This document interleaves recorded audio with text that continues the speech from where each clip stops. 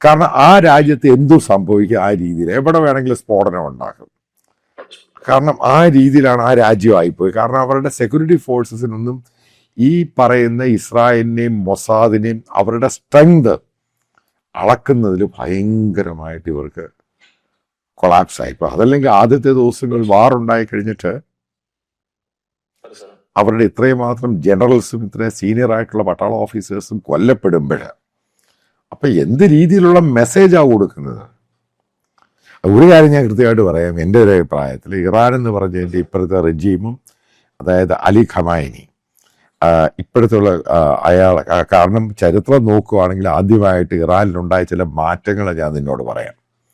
ഒന്ന്, അവരുടെ മെട്രോ സ്റ്റേഷന് സെയിന്റ് മേരിയുടെ പേര് കൊടുക്കുന്നു.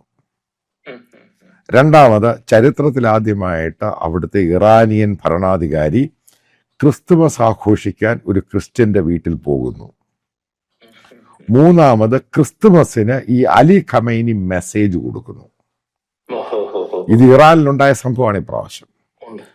അതായത് അതിൻ്റെ അകത്ത് ബേസ് എന്ന് പറയുന്നത് അവിടുത്തെ ക്രിസ്ത്യൻ കമ്മ്യൂണിറ്റി എന്ന് പറയുന്നത്, അതായത് അവർ ഭയങ്കരമായിട്ട് കയറി 13-14% അവർക്കറിയാവുന്ന കാര്യമാണ്. അവിടുത്തെ ക്രിസ്ത്യൻ കമ്മ്യൂണിറ്റിയാണ് ഈ പറയുന്ന അജിറ്റേഷനും ഹിജാബിനെതിരെയൊക്കെ നേതൃത്വം കൊടുക്കുന്നത്. അതിൻ്റെ കൂടെ മറ്റുള്ളവരും കൂടെ അങ്ങ് ചേരുക. അല്ലെങ്കിൽ അവിടെയുള്ള പരമ്പരാഗതമായ മുസ്ലിം കമ്മ്യൂണിറ്റി, ഷിയ കമ്മ്യൂണിറ്റി ഒരിക്കലും, ആ ഹിജാബ് സമരത്തിൽ ഞാൻ കണ്ട സംഭവമാണ് ഇർഷിഫാൻ, അവിടെ ഒരിക്കലും അവർ മസ്ജിദ് കത്തിക്കത്തില്ല. ഒരിക്കലും അവര് ഡെത്ത് ഇസ്ലാം എന്ന് പറയത്തില്ല. ഇത് പബ്ലിക്കായിട്ട് ഒരു പബ്ലിക് പ്ലാറ്റ്ഫോമിൽ വന്നിട്ട് പബ്ലിക് റോഡുകളിൽ മുഖം കാണിക്കാതെ ഇത് പറയണമെന്നുണ്ടെങ്കിൽ ഇറ്റ് ഈസ് അതായത് അവരൊന്നും ഷിയ ആരെന്നും, പക്ഷെ അവർ കൺവേർട്ടഡ് ആണ്. അതുകൊണ്ടാണ്. അല്ലെങ്കിൽ ഈ പറയുന്ന പോലെ ഈ പ്രൈസിങ് ഒന്നും ഉണ്ടാവത്തില്ല.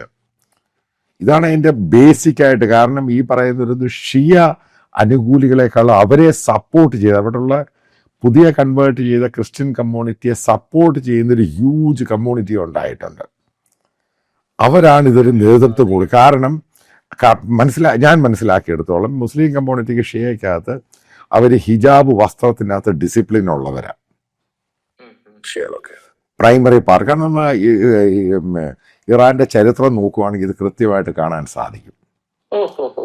കാരണം അവർ ഇത് ഫോളോ ചെയ്യുന്ന. രണ്ടാമത്തെ ഒരു ഇഷ്യൂ എന്ന് പറയുന്നത്, അവരൊരിക്കലും ഒരു ആധ്യാത്മിക സ്പിരിച്വൽ ലീഡറിനെ അയാൾ ഡെത്ത് ഖമൈനി എന്നൊരു വാക്ക് ഉപയോഗിക്കത്തില്ല.